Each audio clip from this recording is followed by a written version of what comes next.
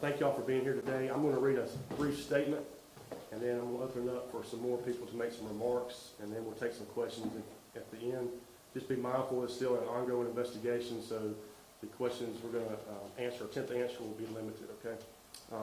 On Sunday, November 10th, at approximately 8:20 a.m., Ozark-Dale County E911 received a call requesting a welfare check in the 300 block of County Road 79.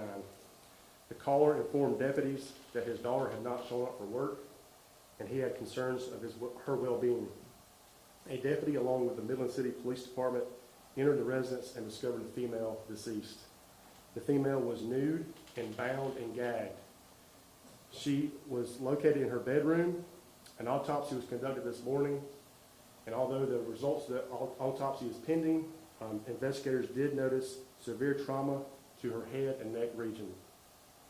The victim has been identified as 57-year-old Sherry Clark of Midland City. Dale County Sheriff investigators, along with agents from the State Bureau of Investigation and the FBI, along with crime scene technicians from the Ozark Police Department and the FBI's evidence response team, spent the next 12 hours processing the scene and collecting physical, biological, and digital evidence. During that process, we were able to identify through digital evidence a white male who quickly became a strong suspect. Using facial recognition software, we were able to identify the male as James Albert Johnson Jr., a 29-year-old male who resides next door to the victim.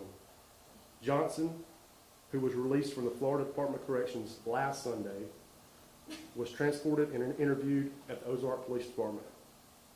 Based on the evidence collected at the house, at the victim's house, at the suspect's house, and the interview with the suspect, Johnson was charged with murder.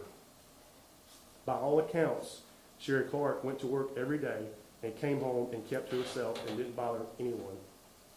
She was a mother, a sister, a grandmother who didn't deserve this ending. I told her daughter Jessica at the scene that we would work this case like it was my mother in there.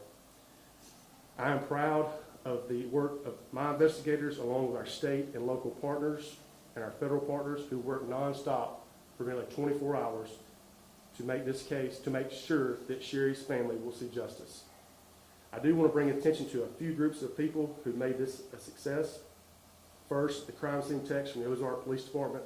Haley and Michelle's efforts in this case were vital in the way that this case developed. They spent all day systematically and methodically processing the scene for physical, biological, and digital evidence. The evidence that we collected on the scene was flown by our aviation unit directly from the scene to Aaliyah's latent print unit and digital forensic headquarters. These examiners, who don't ordinarily work on weekends, came in and began to process the evidence almost immediately. This was crucial to expedite the process and help investigators on the scene. I reached out to Aaliyah's Secretary Hal Taylor this morning and expressed my gratitude for his agency working on this case and assisting us. They were valuable, and while we're standing here today with a suspect in custody. At this time, I'll turn it over to Captain David Hall for some remarks. Sunday was a sad day for this family, and I can't fathom what they're going through today, but on behalf of Secretary Hal Taylor, our thoughts and prayers are with them. But I'm also believe strongly in the fact that in every negative there's a positive. And unfortunately, this lady was taken way too early, and everything that happened was definitely not what should have happened. But at the end of the day, this team of people that work together, these investigators and Sheriff Bynum and his staff and the guys that work with me each and every day, did not stop until justice was served and someone was arrested.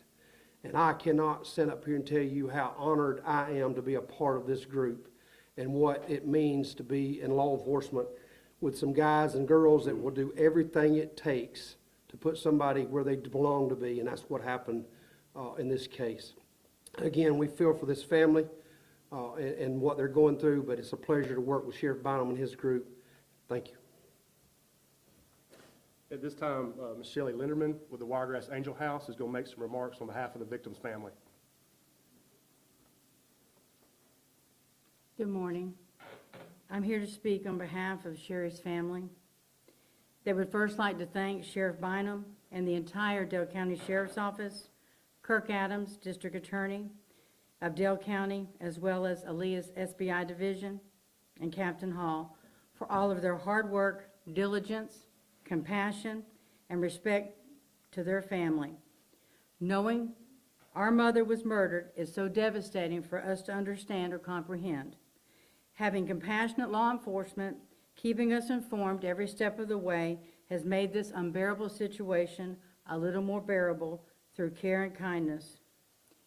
Sherry was a kind, loving mother, sister, daughter, and a grandmother who loved her family very much. She did nothing to deserve this, and we want to make sure this horrible man pays for what he did. At this time, I would like the press to respect their privacy during this very difficult time. Thank you.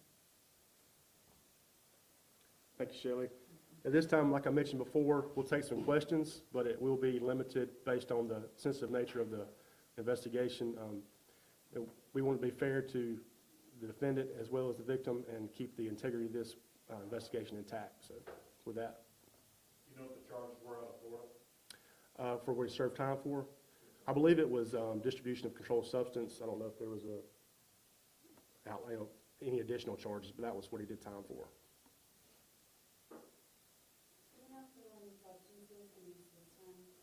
We don't know that at this time. No. How long ago was he released? He was released Sunday, was a week ago. So. And he had just moved, or he had been living? He has relatives that live next door to our victim, and he was staying there. And you said her father is the one that called for the? Yes, ma'am. Her father called. She didn't show up for work. She worked at the Avis rental car there at the airport in Dothan. She failed to show up for work, which drew some concerns from her father. Her father contacted dispatch, and that's when deputies along with Midland City Police Department responded.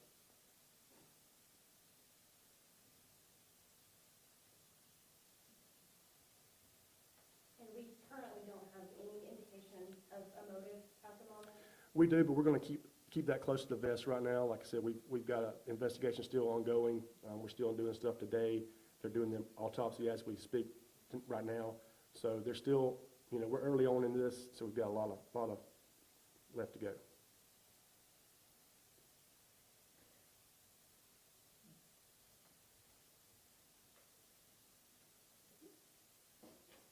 If that's it, I'll go ahead and close. I appreciate y'all coming, and thank you.